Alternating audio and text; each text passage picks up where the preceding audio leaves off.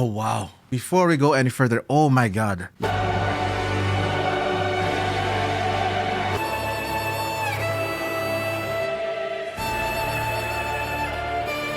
Bloodborne is a medieval fantasy Souls-like game which I will never play because I'm really bad at Souls-like games. But you told me to check out the epic music, and I've heard great things about the music from this game. So let's check out your suggestions. Let's go. This is Bloodborne's main menu theme.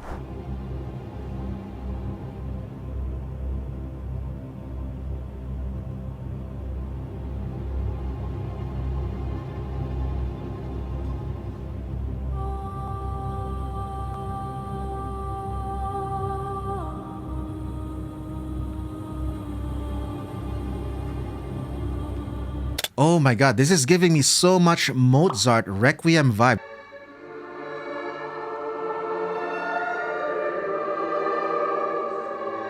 Especially when that vocal came in. Oh wow.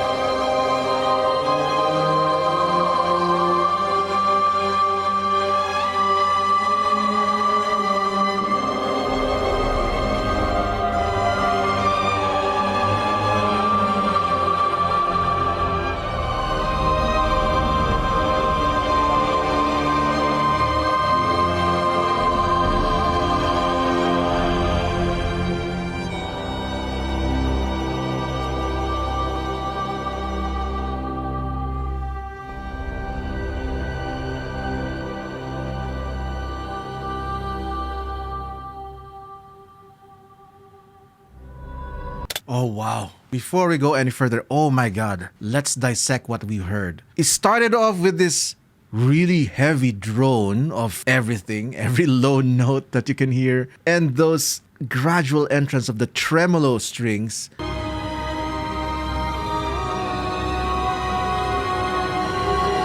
And then the sudden entrance of the female vocals. Oh my god, it sets so much creepy atmosphere, gothic, horror, dreadful. Immediately you know that, oh my god, this is gonna be a tough journey ahead. And the slow build up of those intricate and thick chromatic harmonies, oh my god, it's this massive wall of complexity, because when you use a lot of chromatic counterpoints and chromatic melodies, it creates this illusion of impenetrable thickness because it's playing all the notes in between. Like in a piano, you're playing the white and the black keys consecutively without skipping a note. It's like you're filling up all the auditory spaces and leaving nothing in between. And when you combine that with another line, the vocals and the strings both doing these chromatic counterpoint, it just sounds so thick, so full, so impenetrable. And then when you build up with those strings, it becomes this thick, massive wall of cacophony of sound, and you suddenly take it all out. Oh my god, it is just such an amazing build-up. Wow.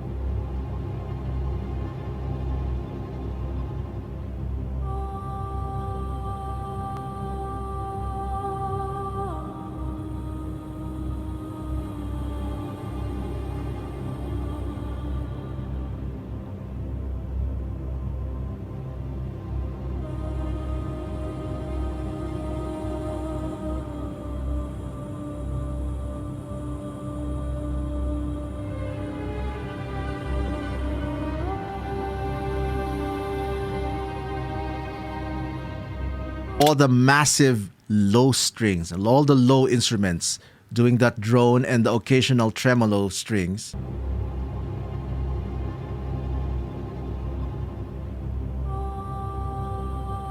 And then the lone female vocalist just smack dab in the middle of the mix. Feels so desolate. It's definitely a certain atmosphere right there.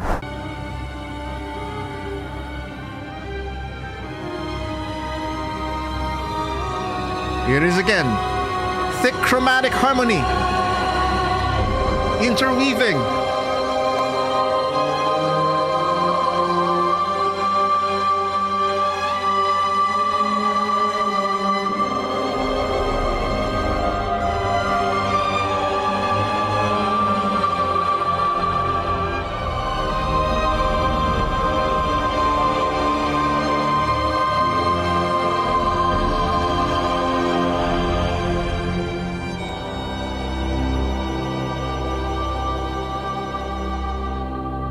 That singular violin solo note just adds so much atmosphere, so much creep factor.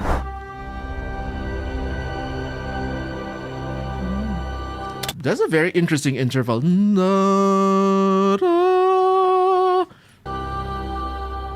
Major 7 interval, one of the most dissonant ever because it's just Do and T, but in a different octave.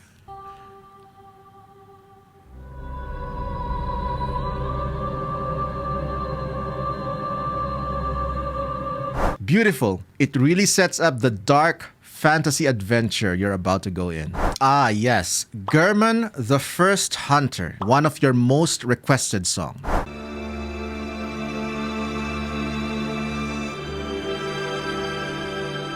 So much thick strings. I'm loving this.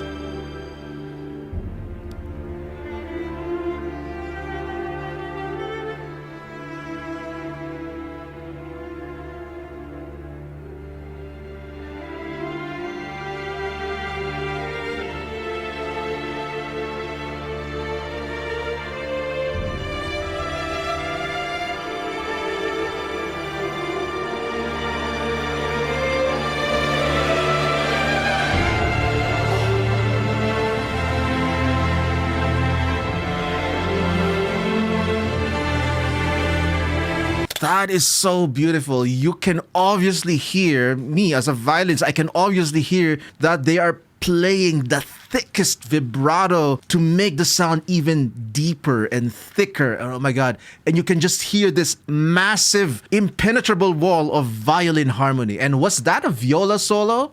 We need more of those.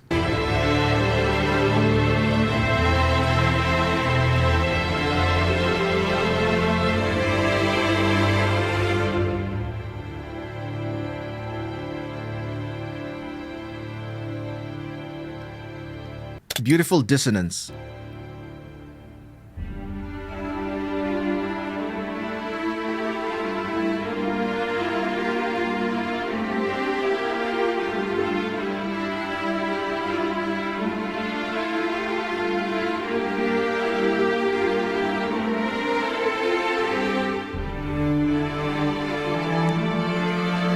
That part sounded so regal and anthemic.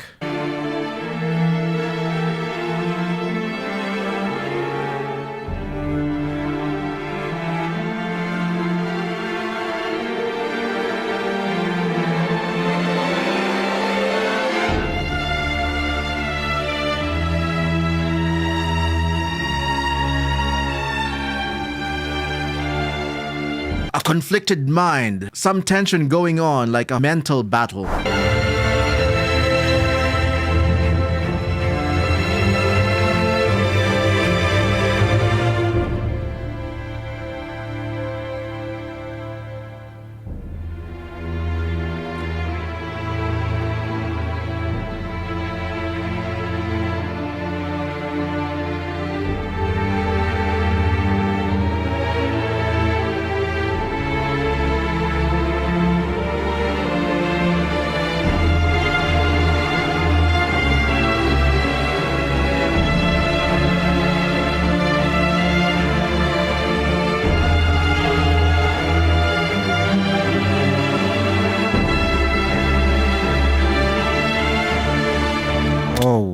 this is so beautiful. All these chromatic harmonies and inverted chords, but all those thick melodies and some dissonances in between. It kind of evokes an internal conflict, like an unresolved trauma in the past. It's being used as a source of strength or energy or something.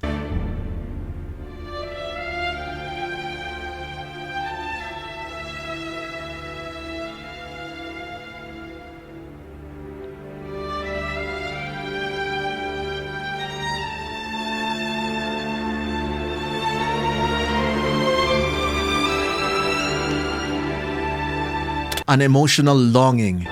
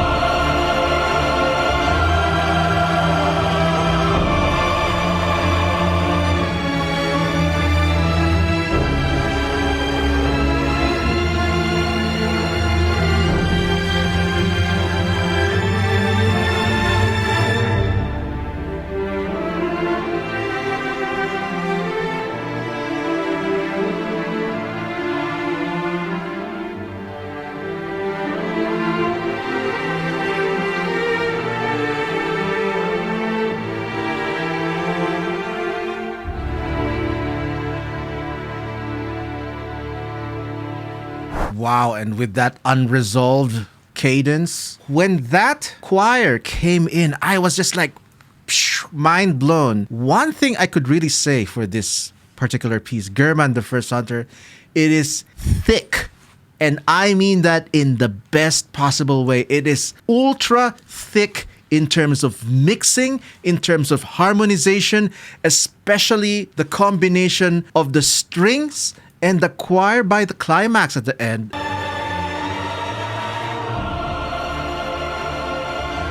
Oh my God. When you're playing the violin and you want it to sound like as thick as possible, you exert a lot of force on the bow and make like the widest vibrato on the strings, and it will really produce this thick, luscious, romantic melody style on the violin. And that is really great for like Tchaikovsky, any Mendelssohn violin concerto solos. But man, oh man, if you combine that technique for the full string section, it's so luscious, thick like jelly. Even when the way it was composed, it's mostly purely strings, just purely a string section with some percussion accents here and there. But the thickness of the melodies, the harmonies, and the combination of all the instruments, especially the choir and the strings combined, is enough to make this impenetrable wall of sound. Oh my God, I think that's my phrase of the week, impenetrable wall of sound. But it's true. I really enjoy this piece. Oh my God, so many ideas coming in. It's just beautiful. What an experience this is.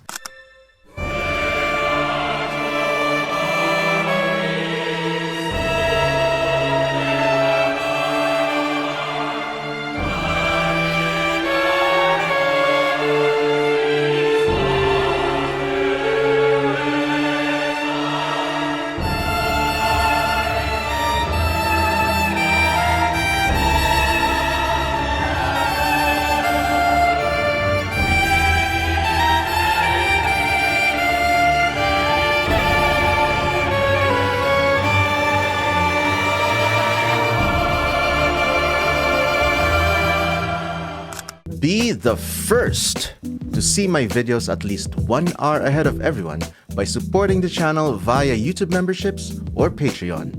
And keep the videos coming. Links in the description. Lady Maria, another highly requested song. Let's check it out.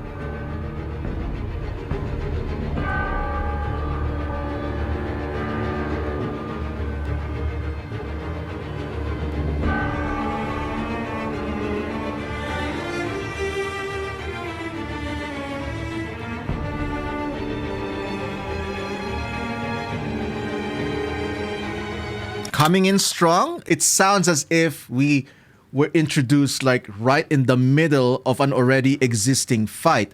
But yeah, those string ostinatos are kind of a common trope in cinematic music to evoke tension using a string section, but kind of moving the pace forward as well. And there's just something terrorizing about the staccato of low strings. Dun, dun, dun, dun, dun, dun, dun, dun, dun, dun. Yeah.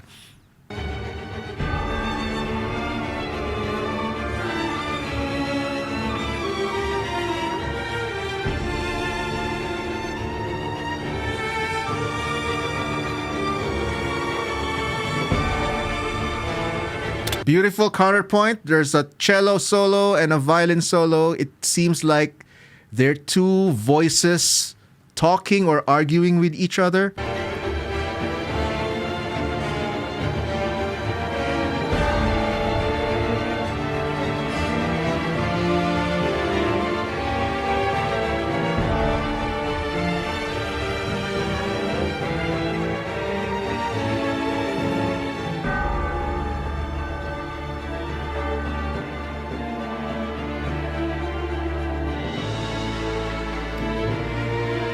Okay, from the very beginning until this section right here,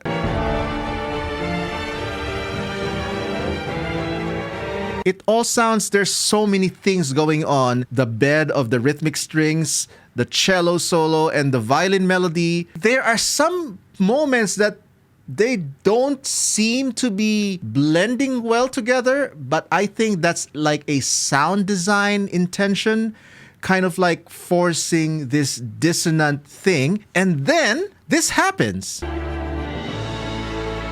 Resolution. Dun, a full major chord. Yeah, it's like chaos, chaos, chaos, chaos, and then united for a while.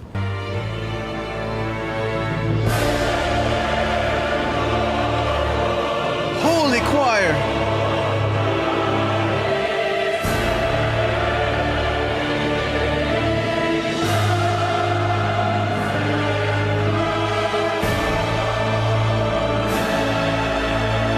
Oh my God, this harmony, this chord progression, I can feel the emotional anguish, the despair in the voices. Oh, wow.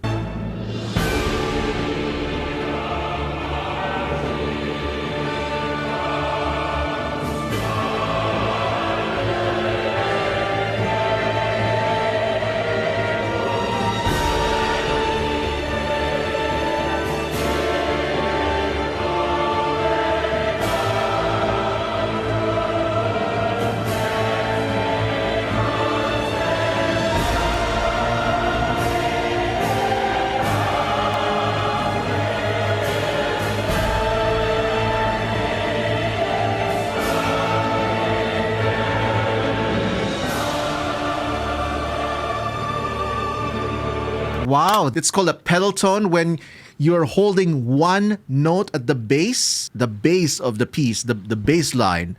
And then the chords above keep changing and kind of building up to a climax, and then resolution, like this one. Suspension, one bass line, resolution. But it kept you gripped on your seat. And it's like, oh my God. It's an intentional compositional tool, the combination of a pedal tone and a suspended chord to kind of keep you hanging, waiting for the resolution, and then release.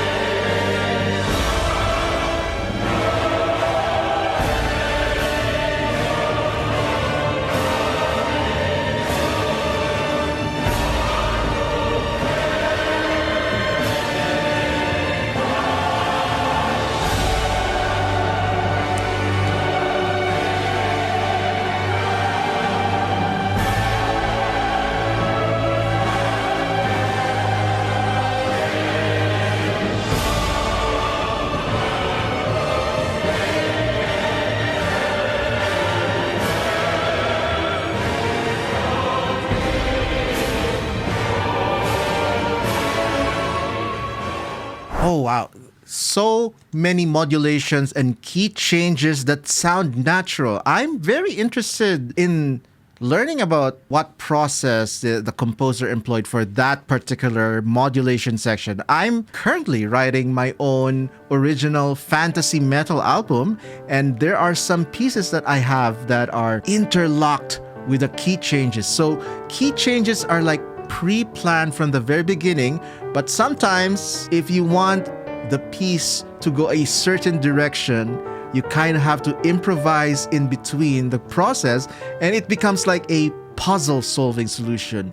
It's like connecting different staircases so that in the end they will still lead to a certain location, even if they can be jagged at some places, but at least it's still a staircase that leads to the ending, to the destination. And that's one of the processes of composition. And after spending some time researching about this musical structure, I stumbled into a deep rabbit hole of music theory and music history. Turns out, this form of music is an ancient form called the lament. A lament is an emotional musical piece featuring a descending bass line known as the lament bass, and has been popular since the 1600s. It is usually performed with a chorale-style harmony to enhance its dramatic and poignant feel.